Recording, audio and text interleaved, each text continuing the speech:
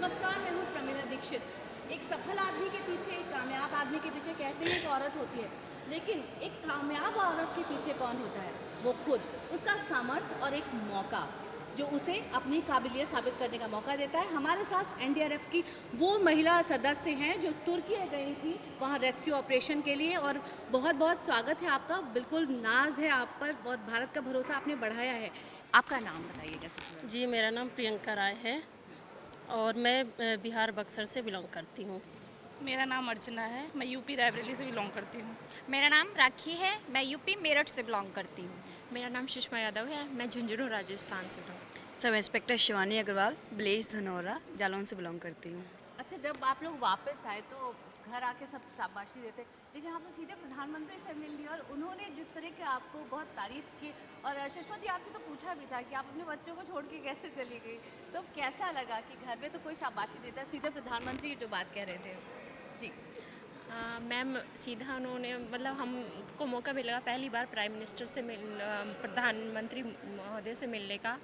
तो पहले तो हमें एक्सपेक्टेशन नहीं थी कि हम वहाँ तक जाएंगे, फिर हम इतनी एक्साइटेड थे उनसे मिलने के लिए। तो उन्होंने जाके मतलब हमें इतना आदर सत्कार दिया, और वहाँ पे उन्होंने पूछा कि आप कौन था जिसके बच्चे थे छोटे। तो मैंने बोला कि सर मेरे थे। तो उन्होंने बधाई दी। सर मैम कहने लगे कितने साल के हैं, तो मैंने कहा सर 18 मंथ के हैं। तो उन्होंने कहा शाबाश बोला। कैसा लगा जब खुद प्रधानमंत्री इतने केयरिंग, वो पूछ रहे हैं कि भाई घर में छोड़ के गए थे किसके भरोसे? सबसे पहले तो मैं आदरणीय प्रधानमंत्री महोदय का आदर करना चाहूँगी, सम्मान देना चाहूँगी उनको, क्योंकि उन्होंने हमें मौका दिया देश के बाहर जाके रेस्क्यू काम करने के लिए। क्योंकि एक महिला के लिए घर का काम एक नॉर्मल है, एक हमारे हेरिटेज हो गया है कि पुरुष ये काम करेगा, महिला ये काम करेगी। लेकिन बाहर जाके जब आप ऑपरेशन में जाते हैं और रेस्क्यू काम करते हैं, ऑपरेशन में मेल कैंडिडेट के साथ में कंधे से कंधा मिलाकर काम करते हैं, जो वहाँ पे जो भी डेड विक्टिम होता है या लाइव विक्टिम निकलता है, तो उनके परिवार की जो मुस्कान होती है, जो विश्वास होता है, हमें घर के काम करने से ज़्यादा उस काम में खुशी मिलती है कि हाँ, हमने भी कोई काम किया है, हमने भी रेस्क्यू किया है। तो उसके लिए सबसे पहली बात तो मैं धन्यवाद देना चाहूँगी। और जब हम यहाँ पे आए तो इतना एक्सपेक्टेशन नहीं था हमारा। जैसे ही मैं पता चला कि माननीय प्रधानमंत्री महोदय ने हमें बुलाया है, हमारे लिए सौभाग्य की बात थी। पहली बात कि उनसे मिलना, और दूसरी बात जब उन्होंने हमारे बारे में हमारे प्रोत्साहन दिया, वो हमारे लिए गर्व की और आगे के ऑपरेशन में हमारे लिए मोटिवेशन का फैक्टर है। देश भर से आप लोगों को बहुत प्यार मिला है, और देश जहाँ आप गए थे, कभी सोचा था, मतलब अपने देश में तो आप काम करते ही हैं, दूसरे देश जाने का मौका मिलेगा? कभी तुर्की के बारे में पढ़ा लिखा कुछ था, और कब पता बस चला आपको जाना है? तुर्की के बारे में बस ओनली पढ़ा था, लेकिन जब जाने का मौका मिला तो बहुत अच्छा लगा। हमने नहीं सोचा था कि हमें भी तुर्की जाने का कभी मौका मिलेगा, लेकिन भले ही त्रासदी के टाइम पे मिला, लेकिन जब मौका मिला तो हम वहाँ गए और हमने जितना हो सकता है उससे भी अच्छा काम किया।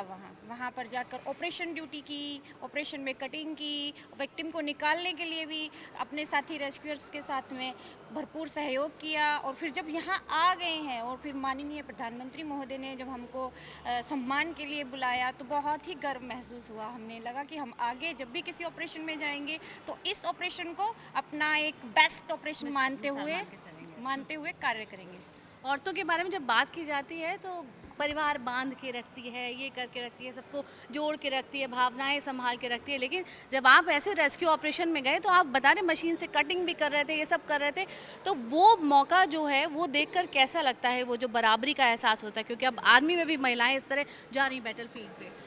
मैम, हमारी मतलब एनडीआरएफ की जो टीम है, हमें उसमें सब कुछ सिखाया जाता है कि क्योंकि हमारी ट्रेनिंग कोई अलग से तो चलती नहीं है। जो हमारे एनडीआरएफ के रेस्क्यूअर हैं, चाहे फीमेल हैं चाहे मेल हैं, उनके साथ में ही हम लोगों को सिखाया जाता है कि कैसे कटिंग करनी है, कैसे अप्रोच बना के विक्टिम को बाहर निकालना है। और रही बात महिला होने का, तो महिला होने घर तक ही सीमित है। बाकी अगर जब वर्दी पहन ली है तो वो एनडीआरएफ में एज ए रेस्क्यूअर। बिल्कुल।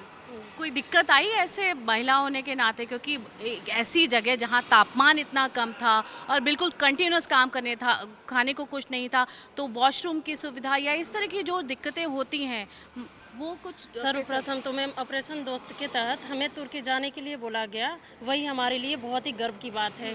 और रही बात वहाँ पे कोई परेशानी की, तो मैम अगर हम तुर्की जैसे देश में जाकर यहाँ के मौसम और वहाँ के मौसम में और हमारे बोलचाल भाषा में वहाँ के बोलचाल के भाषा में काफ़ी डिफरेंट थी, लेकिन उसके अनुकूल हम अपने आप को ढालकर और वहाँ पे हम अपने ऑपरेशन को सक्सेस बनाया। और हमारे माननीय प्रधानमंत्री जी के सपना जो है वासुदेव कुटुंबकम, उसको साकार करना हमारे लिए गर्व की बात है मैम। अच्छा, थैंक यू। वैसे तो भाषा आड़े नहीं आती जब भावनाएं प्रधान हो जाती हैं। वहाँ जब आप रेस्क्यू कर रहे थे, हमने जो तस्वीरें देखी, लोग भारत का झंडा, तिरंगे में जो विश्वास था वो देखकर, और आप लोगों को किस तरह का रिस्पांस मिला? मैम हमारा तिरंगा देख के लोग अच्छा रिस्पांस दे रहे थे, इसलिए हमें इंडिया भारत किसी नाम से नहीं जान रहे थे, वो लोग हमें हिंदुस्तानी के नाम से बुला रहे थे। और जब उनके पास जाते थे तो वो हमें काफ़ी सहयोग भी देते थे और काफ़ी प्यार भी करते थे। मतलब ऐसा लगता था कि जैसे कि हम उन्हें पहले से जानते हैं, ऐसी फीलिंग आती थी। और हमने भी उनकी हेल्प की, उन्होंने भी हमारी काफ़ी सहायता की। और लैंग्वेज की प्रॉब्लम आ रही थी, लेकिन उसका हो जाता था कुछ, तो वो इशारों से बात करते थे तो हम समझ जाते थे। कुछ ही वो अपनी गूगल पे टाइप करते थे, अपनी लैंग्वेज इंग्लिश में कन्वर्ट आप करके सबका ये बताते। बाहर का क्या पहला ऑपरेशन था? हाँ, देश के बाहर हमारा ये पहला ऑपरेशन था। क्या चीज़ आप याद रखोगे हमेशा? याद रखने वाली चीज़ें तो बहुत सारी हैं, लेकिन मैं एक जो सबसे इम्पॉर्टेंट है, मैं मानूंगी कि जब भी हम लोग बाहर जाते हैं तो हमारे यहाँ पे हमारे दिमाग में बहुत सारी फीलिंग्स आती है, लेकिन मानवता, सेविंग लाइव्स, ये बहुत ही इम्पॉर्टेंट है। और हमने जिस तरीके से वहाँ पे काम किया, तो हमें कहीं भी ऐसा महसूस नहीं हुआ कि हम उस देश से को नहीं जानते हैं या फिर हम बाहर के हैं। वहाँ पे एक इंसिडेंट हुआ था जिसमें उन्होंने हमें संबोधित किया कि हमारे लिए सबसे पहले अल्लाह है, इसके बाद आप हैं। और ये वाली जो बात थी वो एनडीआरएफ के लिए, भारत के लिए और हम लोगों के लिए बहुत बड़ी बात थी। और आप भगवान बन के उनके लिए गए थे। मैं आपके हाथों में मेहंदी देख रही हूँ और हमारे यहाँ तो कहती है मेहंदी लगी हो तो काम नहीं करते, ये वापस आके लगवाई। और क्या ये जब हम वापस आ गए तो शिवरात्रि का फेस्टिवल था, मैंने उस दिन लगाई। लेकिन मेहंदी लगाने का मतलब ये नहीं है कि आप एक महिला हो और सिर्फ आप सज या समझ सकते हो। बिल्कुल, वो वर्दी भी पहन सकती है, वो ये भी तो आप सब लोग जिन जगहों से हैं, लोग कहते हैं छोटे शहर से हैं, जालौन से हैं, बिहार से हैं, उरई से हैं, मेरठ से हैं, आप में से किसी ने कहा कि भैया आप कुछ करना ही चाहती हो तो बीएड कर लो, टीचर बन जाओ? नहीं मैम, ऐसा किसी ने बोला। मैं मेडिकल से हूँ, मैंने एएनएम का कोर्स किया है, डिप्लोमा किया है, तो मैंने अपनी मर्ज़ी से किया। और फ़ौज भी मैंने, अपनी पापा मेरे आर्मी में हैं और दादाजी भी आर्मी में थे, तो उनसे इंस्पिरेशन कोई लेके। दिक्कत आई किसी को कभी? कभी कोई दिक्कत नहीं है, हमेशा फैमिली का सपोर्ट रहता है। हम अगर हमारे जाने के बाद मैम फैमिली का पूरा सपोर्ट रहता है, बहुत सपोर्ट रहता है हमारे घर वालों का। और हम पहले से हमारा शौक था कि हम यूनिफॉर्म की नौकरी करें और हम अपने देश की सेवा करें, और हमें कोई फोर्स नहीं किया कि आप यहाँ जाओ वहाँ जाओ। हम अपनी इच्छा से आए यहाँ पे और हमें बहुत ही अच्छा लगता है अपने देश का सेवा करते हुए। और अब तो हमें दूसरे भी देश में सेवा करने का मौका मिलने लगा है, तो ये हमारे लिए बहुत ही गर्व। बिल्कुल, इसमें कोई शक नहीं, परिवार का उसमें पीछे महत्व बहुत ज़्यादा है, क्योंकि ये परिवार ही मान लें कि हमसे ज़्यादा देश के हैं, कर्तव्य इनका ज़रूरी है। तो फैमिली ने किस तरह सपोर्ट किया और इतने दिन परिवार से दूर रहना, आप तो छोटे बच्चे छोड़ के गई थी? मैम मेरे फादर इन लॉ मेरे साथ थे। जैसे ही पता चला कि टर्की टीम जानी है, तो पहले तो हाँ अपने सेनानी महोदय का धन्यवाद देना चाहेंगे, जिन्होंने हमारे नाम नॉमिनेट किए, उन्होंने भेजा। तो मेरे फादर इन लॉ ने बोला कि बेटा आप जाओ, मैं इनको देख लूँगा। तो उन्होंने काफ़ी सपोर्ट किया मैम मेरे को जाने के लिए, तो इसलिए मेरे को टेंशन नहीं थी कि वो देख लेंगे, वो अच्छे से केयर करते हैं। तो वो भी साथ में गए थे या? मैम मेरा और मेरे हस्बैंड दोनों का नाम ही तुर्की ऑपरेशन में जाने के लिए था। फिर ऑफिशियली सोचा गया कि एक को भेज देते हैं, एक को रख लेते हैं, क्योंकि बेटा भी छोटा है तो उसके पास कोई चाहिए। तो फिर हस्बैंड को यहीं रोक दिया गया, वो सासू माँ ने और हस्बैंड ने दोनों ने मिलकर बेटे को अच्छे से देखा। और मुझे किसी चीज़ की वहाँ फील ही नहीं हुआ कि मैं घर पर अकेला है बेटा या हुआ। हस्बैंड ने अपने आप सब चीज़ संभाल लिया। ये भी संस्थान के तौर पर बड़ा बदलाव है कि हस्बैंड को रोका गया और आपको भेजा गया। आपके भी हस्बैंड एनडीआरएफ में? हाँ जी मैम, मेरे हस्बैंड भी एनडीआरएफ में ही है, लेकिन वो मतलब अदर यहाँ पे दिल्ली में आ रखे हैं। नहीं मैम, दिल्ली में आ रखे आउट ड्यूटी के लिए। अच्छा, हाँ जी मैम। भीड़ लग रही है घर पे अब आप लोगों से मिलने के लिए? सब टीवी पर तो लोग देख ही रहे हैं, आते हैं लोग घर मिलने को?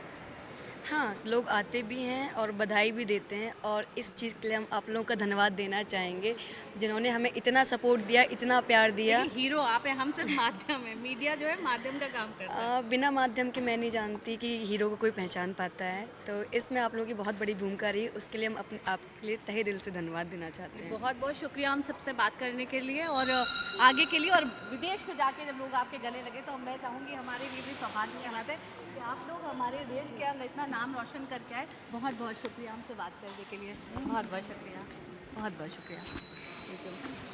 Thank you, thank you, thank you, thank you. तो ये एनडीआरएफ की टीम थी और वाकई जिस तरह ये भारत का मान बढ़ा के आई हैं, दुनिया में भारत के भरोसे का परचम लहराया है।